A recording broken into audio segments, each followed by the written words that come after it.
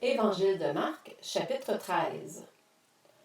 Lorsque Jésus sortit du temple, un de ses disciples lui dit, « Maître, regarde, quelle pierre et quelle construction! » Jésus lui répondit, « Vois-tu ces grandes constructions?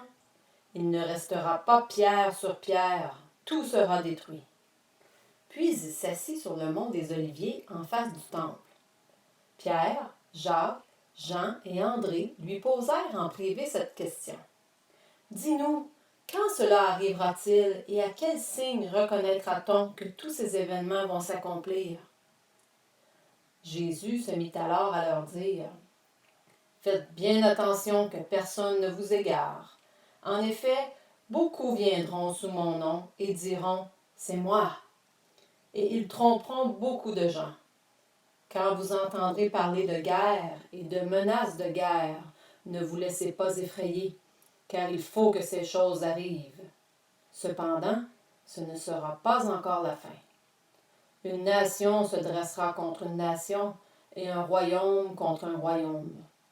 En divers endroits, il y aura des tremblements de terre. Il y aura des famines et des troubles. Ce sera le commencement des douleurs. Faites attention à vous-même.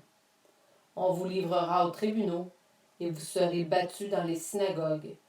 Vous comparaîtrez devant des gouverneurs et devant des rois à cause de moi pour leur apporter votre témoignage. Il faut d'abord que la bonne nouvelle soit proclamée à toutes les nations. Quand on vous amènera pour vous faire arrêter, ne vous inquiétez pas d'avance de ce que vous direz, mais dites ce qui vous sera donné au moment même. En effet, ce n'est pas vous qui parlerez, mais l'Esprit Saint. Le frère livrera son frère à la mort, et le père son enfant. Les enfants se soulèveront contre leurs parents et les feront mourir. Vous serez détestés de tous à cause de mon nom. Mais celui qui persévérera jusqu'à la fin sera sauvé. Lorsque vous verrez l'abominable dévastation dont a parlé le prophète Daniel, établie là où elle ne doit pas être, que celui qui lise fasse attention. Alors que ceux qui seront en Judée s'enfuient dans les montagnes, que celui qui sera sur le toit ne descende pas et n'entre pas dans sa maison pour prendre quelque chose, et que celui qui sera dans les champs ne retourne pas en arrière pour prendre son manteau. Malheur aux femmes qui seront enceintes et à celles qui allaiteront durant ces jours-là. Priez pour que cela n'arrive pas en hiver. Car ces jours-là, la détresse sera telle qu'il n'y en a pas eu de pareil depuis le commencement du monde, que Dieu a créé jusqu'à présent et qu'il n'y en aura jamais plus. Et si le Seigneur n'avait pas abrégé ces jours, personne ne serait sauvé. Mais il les a abrégés à cause des élus, de ceux qu'il a choisis.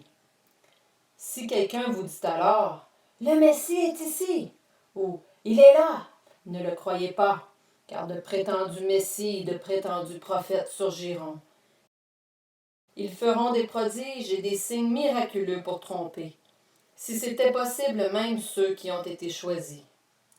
Soyez sur vos gardes, je vous ai tout annoncé d'avance. Mais ces jours-là, après ce temps de détresse, le soleil s'obscurcira, la lune ne donnera plus sa lumière, les étoiles tomberont du ciel et les puissances célestes seront ébranlées. Alors on verra le Fils de l'homme venir sur les nuées, avec beaucoup de puissance et de gloire. Il enverra ses anges et rassemblera ceux qu'il a choisis des quatre coins du monde, de l'extrémité de la terre jusqu'à l'extrémité du ciel. Tirez instruction de la parabole du figuier. Dès que ses branches deviennent tendres et que les feuilles poussent, vous savez que l'été est proche. De même, quand vous verrez ces choses arriver, sachez que le Fils de l'homme est proche, qu'il est à la porte. Je vous le dis en vérité, cette génération ne passera pas avant que tout cela n'arrive. Le ciel et la terre disparaîtront, mais mes paroles ne disparaîtront pas. Quant au jour et à l'heure, personne ne les connaît, pas même les anges dans le ciel ni le Fils. Le Père seul les connaît. Faites bien attention, restez en éveil et priez, car vous ignorez quand ce temps viendra. Cela se passera comme pour un homme qui part en voyage. Il laisse sa maison, remet l'autorité à ses serviteurs, indique à chacun son travail et ordonne au portier de rester éveillé.